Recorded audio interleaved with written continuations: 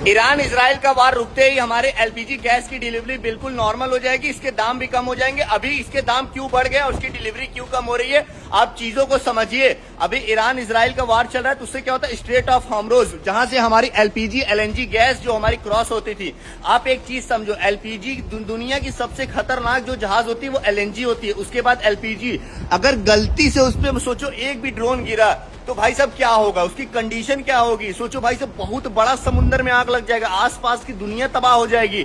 LNG इतना विषैला जहाज होता है। तो सोचिए, अभी देखिए उसके ऑनर जिसका जहाज है भाई साहब 1500 करोड़ रुपए के जहाज आते हैं, 1,000 करोड़ के। सोचो अगर भाई नॉर्मल हम और आप 10 लाख 15 लाख की गाड़ी ले लेते हैं, उसको 10-12 दिन में पहुंचते हैं। तो जो ये 500-600 करोड़ की जहाज है जो समुद्र में चलवा रहा है, तो वो क्या सोचेगा हमारे जहाजों पे ड्रोन गिरे, कोई नहीं सोचेगा भाई साहब। तो इससे क्या होगा, देखो एक तो आदमी रिस्क ले रहा है एलएनजी एलपीजी जहाज पे।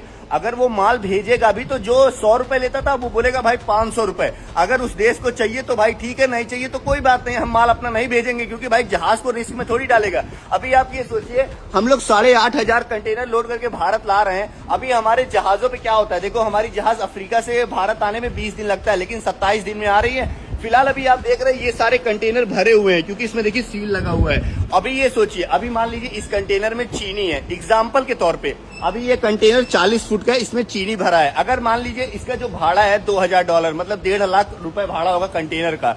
उसके बाद सोचिए जो इसमें माल भरा होगा ट्रांसपोर्ट का, उसके बाद कस्टम चार्ज, उसके बाद पोर्ट चार्जेस, उसके बाद डिलीवरी चार्जेस।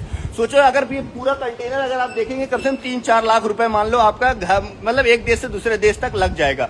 तो सोचो अगर ये चीज अगर 7 दिन लेट पहुंचेगा तो भाई साहब उसका और पैसा बढ़ेगा, क्योंकि देखो पोर्ट चार्जेस बढ़ेगा, शिपिंग का भी चार्जेस बढ़ जाएगा, हर चीज बढ़ेगा। तो देखो भाई जो दुकान वाला होगा वो चीजें महंगी ही करेगा। इससे देखो किसी भी देश में वार होता है वो उसी देश को नहीं पूरे वर्ल्ड को इफेक्ट करता है। इसीलिए मैं आपको मनाता हूं भाई साहब, बहुत सारे लोग खुश हो रहे हैं भैया ईरान इजराइल का वार चल रहा है, हमको भारत से क्या मतलब। सबसे ज्यादा इफेक्ट भारत को ही पड़ेगा, ये चीज मैं आपको लिख के देता हूँ। स्ट्रेट ऑफ हॉर्मुज़, अभी मैं ईरान की कल न्यूज पढ़ रहा था, उसमें देखा 3-4 देशों को उसने अलाउ किया है, जैसे पाकिस्तान, उसके बाद चाइना, एक जहाज एक देश कोई और, जिस मतलब वो लोग वहां से उनकी जहाजें क्रॉस कर सकती हैं। बाकी किसी देश का मैंने नहीं जानता, लेकिन आप ये समझिए ये वार रुकना बहुत ज्यादा जरूरी है। अगर नहीं रुकेगा तो ऑटोमेटिक है भाई साहब। देखो एलएनजी एलपीजी जहाज क्रॉस समुद्र में, मैं पहले पता है ये केप टाउन क्रॉसिंग कर रहा हूँ, यहाँ पे मुझे आए दिन एलएनजी एलपीजी दिखते थे। आज मैं 2 महीने हो गए, मैंने अभी समुद्र में एक भी एलएनजी एलपीजी शिप नहीं देखा। सोचो कितनी बड़ी बात है। तो भाई साहब मैं यही मनाऊंगा भगवान से कि जितनी जल्दी हो सके उतनी जल्दी वार रुके। फिलहाल आप देख सकते हैं पूरा समुद्र खाली है भाई साहब, ये देखो एक भी जहाज नहीं दिख रहा है भाई साहब। सोचो पहले ये आए दिन 2-2 3-3 जहाज दिखते थे, माल ही नहीं है तो जहाज क्या करेंगे।